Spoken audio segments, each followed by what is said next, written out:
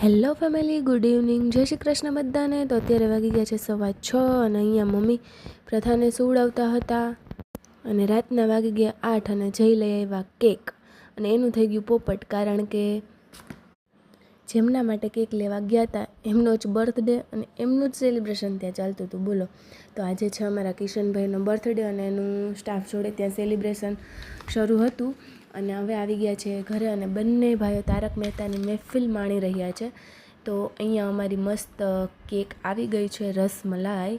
જોઈને જ મોઢામાં પાણી આવી જાય છે.